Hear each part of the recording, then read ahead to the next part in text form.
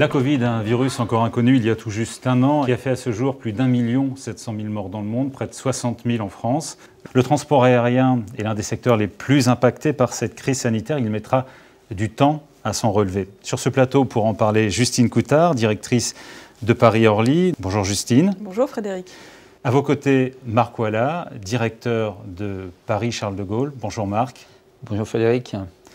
Et Bruno Mazurkiewicz, directeur de Paris-Le Bourget et des aérodromes d'aviation générale du groupe ADP. Bonjour Bruno. Bonjour Frédéric. Je vais d'abord m'adresser à vous, Justine. Il y a un événement qui a marqué à la fin du mois de mars, c'est la fermeture de l'aéroport de Paris-Orly. Comment a-t-elle été vécue par les personnels ? Donc ça a été vécu dans la douleur, pour être très honnête.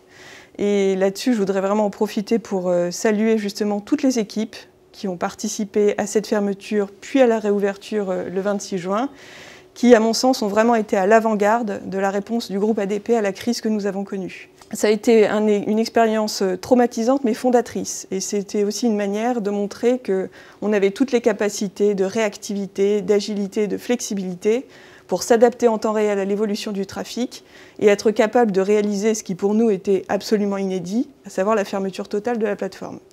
Que vous a appris cette crise sanitaire ? Est-ce que vous voyez les choses un petit peu différemment dans la façon de gérer votre plateforme ? Moi, ce qui m'a beaucoup marqué, c'est la détermination, le calme de notre communauté aéroportuaire pour faire face aux différents défis.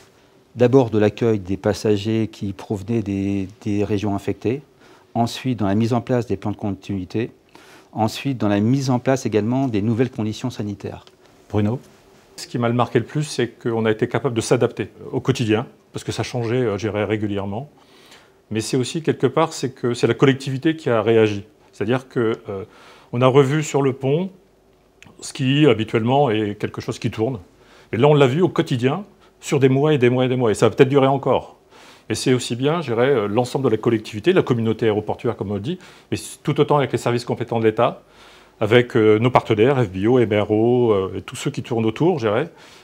Nos équipes, bien évidemment, qui ont été extrêmement présentes, qui avaient conscience aussi qu'il y avait énormément de problèmes, je dirais, sur Paris-Charles de Gaulle et sur Paris-Orly.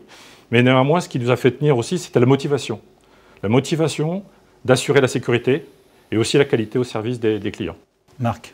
Alors aujourd'hui, on a beaucoup moins de flux, c'est évident, mais chaque vol, j'allais dire quasiment chaque passager est un cas particulier, en termes de provenance, en termes de conditions sanitaires. Et donc finalement, j'allais dire, on est revenu à une gestion un petit peu individualisée avec un environnement qui n'arrête pas de changer, qui est très très mouvant, notamment tout ce qui est conditions sanitaires. On a appris à être flexible et à gérer l'impondérable et l'imprévu. Je voudrais juste en profiter pour rebondir là-dessus et quand même souligner que malgré le contexte, on a réussi à améliorer la satisfaction des clients et la qualité de service sur la plateforme Paris-Orly. Donc ça aussi, c'est quand même une belle leçon de la crise. C'est que face à l'adversité, on trouve quand même les ressources en nous pour aller chercher une meilleure notation de l'ACI sur le départ comme sur l'arrivée et d'améliorer encore notre performance et la satisfaction de nos clients. Un mot sur les investissements. Sont-ils maintenus malgré cette crise ?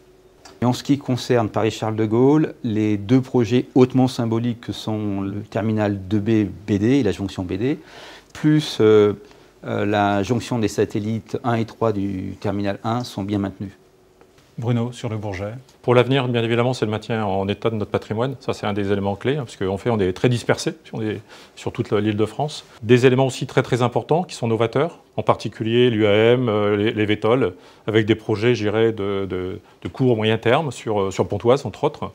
Donc, et puis, les problématiques hydrogène, c'est aussi l'accompagnement, je dirais, de toutes les transformations qui peuvent exister aujourd'hui et qui sont à venir sur l'ensemble de nos aérodromes d'aviation générale. Nous partons avec un acquis et un actif qui est déjà en parfait état de marche et heureusement que des investissements ont été réalisés de manière massive au cours des dernières années. Il y a un projet encore très emblématique au cours des années qui viennent, c'est le chantier de la gare du Grand Paris.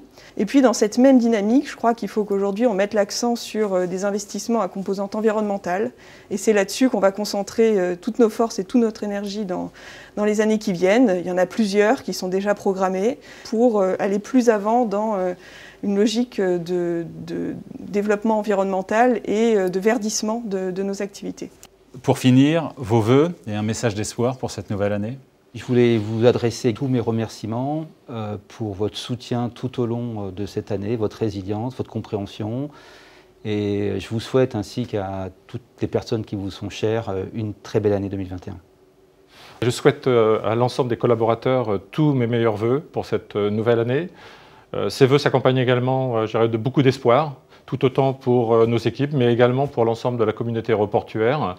Et puis cet espoir, c'est aussi d'avoir pour l'année 2021 une industrie résiliente qui se réveille et qui nous apporte beaucoup de joie.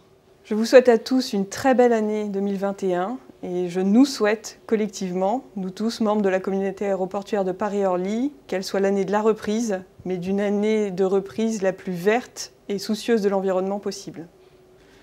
Merci à tous les trois et très bonne année à tous.